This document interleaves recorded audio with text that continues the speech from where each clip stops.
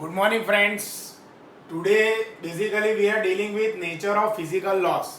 मतलब नेचर के जो लॉस है उसमें से there are basically 4 basic laws जो फिजिक्स के अंदर काफ़ी इंपॉर्टेंस रखते हैं.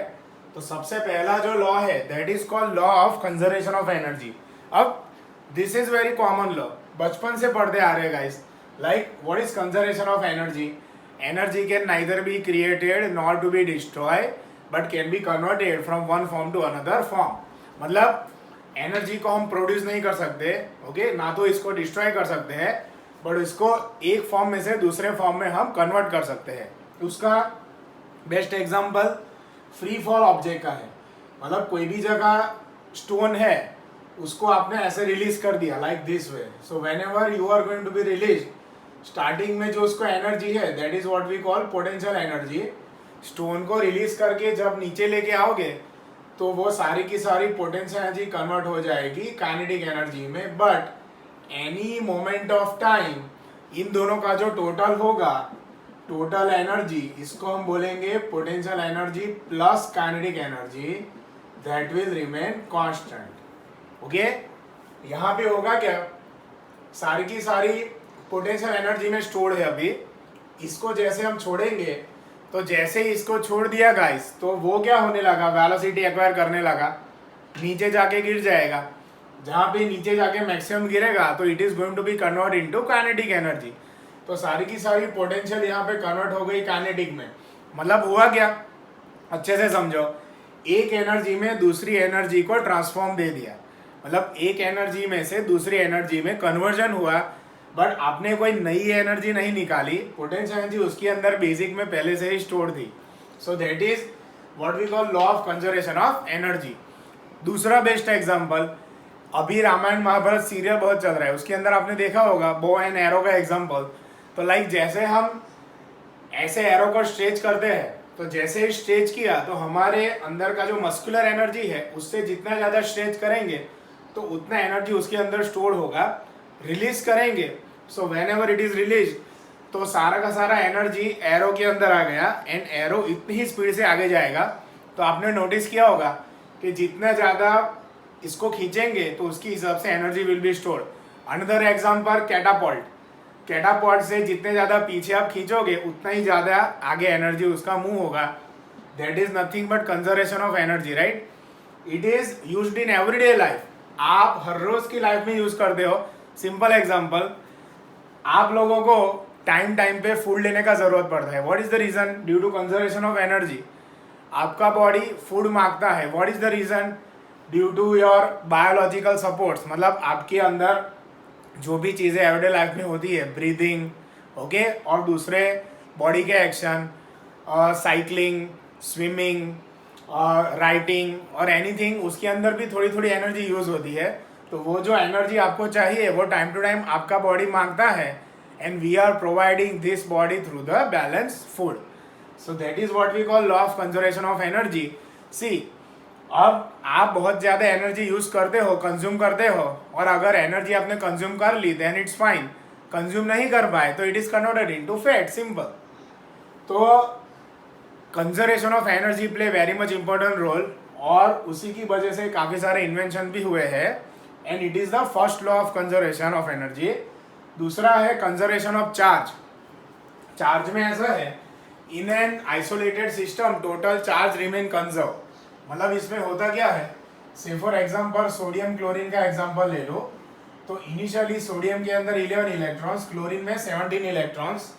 When ever we are doing friction, ये दोनों को आपस में टकराए तो यहाँ से एक इलेक्ट्रॉन चला जाएगा, 10 हो जाएगा.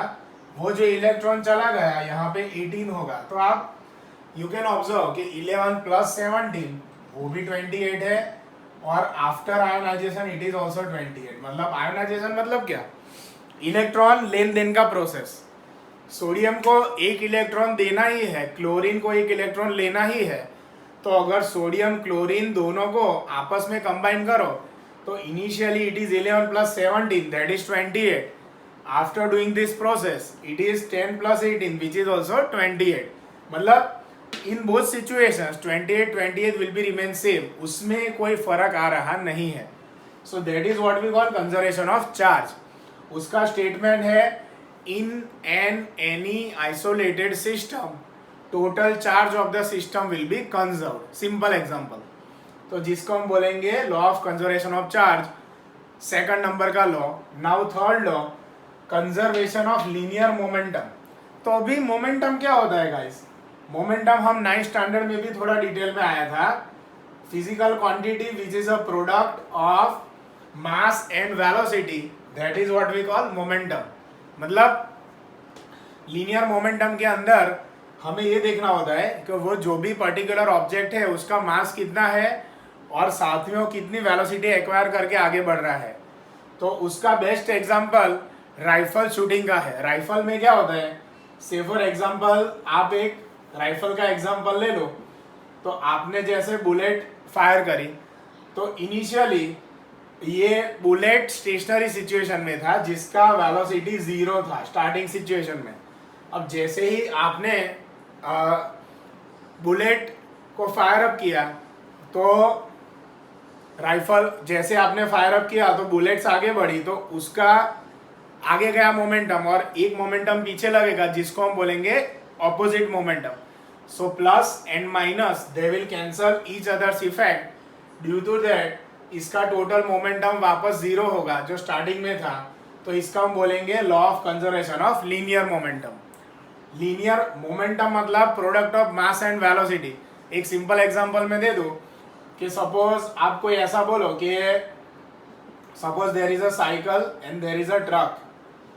तो साइकिल वाला 100 मीटर पर सेकंड से जाता है, समझना, और जो ट्रक है वो 10 मीटर पर सेकंड से जाता है, बट स्टिल किसको रोकना ज़्यादा मुश्किल है? बट ऑब्वियस आप इजीली बोलोगे कि सर ट्रक को रोकना बहुत ज़्यादा मुश्किल है, तो उसके पीछे का रीज़न मोमेंटम है guys.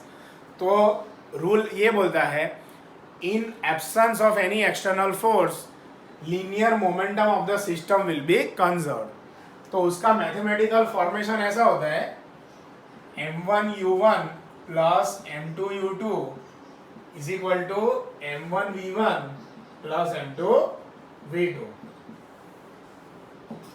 This is mathematical formation of conservation of linear momentum. Then after चौथा नंबर का लॉ जिसको हम बोलेंगे कंजर्वेशन ऑफ एंगुलर मोमेंटम। अब ये बात हो रही थी लीनियर मोमेंटम मतलब स्ट्रेट लाइन मोशन की, एंगुलर मोमेंटम मतलब the momentum which is being happen with respect to fix axis of rotation. मतलब ये जो लीनियर मोमेंटम है उसके अंदर साथ में एक fix axis of rotation connect कर देंगे, तो इसको हम गाइस बोलेंगे एंगुलर मोमेंटम, जिसका डिनोशन होता है L, वो हम देखेंगे रोटेशनल मोशन में, और इसको हम डिनोट करेंगे mvr। तो यहाँ पे आप देख सकते हो नॉर्मल मोमेंटम में आपके पास m इंटू वी था, यहाँ पे आपको r एक्स्ट्रा कनेक्ट कर दिया, so that's why we can say it is mvr। r is the perpendicular distance which is constant throughout. सो चौथा नंबर का law conservation of angular momentum वो ये बोलता है if there is no external torque then total angular momentum of the system will be remain conserved. That is what we call conservation of angular momentum. तो guys basically ये 4 law हो गए जिसके ऊपर से फिजिक्स के अंदर भी काफ़ी इन्वेंशन हुए हैं। मतलब लाइक बेसिक आइडिया कि फोर्स को कैसे इंटीग्रेट किया जाए तो एनर्जी के हिसाब से, फिर इलेक्ट्रिसिटी मैग्नेटिज्म में कैसे काम लाया जाए तो कंजर्वेशन ऑफ चार्ज के हिसाब से, फिर वो नॉर्मल एवरीडे लाइफ के केस होते हैं। लाइक सिंपल एग्जांपल में दे दो, हम whenever we are walking तो एक पैर ऊपर उठाते हैं दूसरा पैर ऑटोमेटिकली डाउन होता है, that is also conservation of linear momentum. एक पैर आगे उठाएंगे दूसरा नीचे जाएगा, तो दूसरा आगे पहला नीचे जाएगा, so likewise it is moving. Conservation of angular momentum एक सिंपल एग्जांपल है, whenever we are moving with respect to car, तो कार के अंदर क्या हो रहा है, कार आगे भी बढ़ रही है और उसके पहिए भी रोटेट हो रहे हैं, so that is what we call rotational motion being linear motion. Rotational motion plus linear motion दोनों आपस में एक साथ में आगे बढ़ रहे हैं। So this play very much important role in our everyday life. Thank you very much.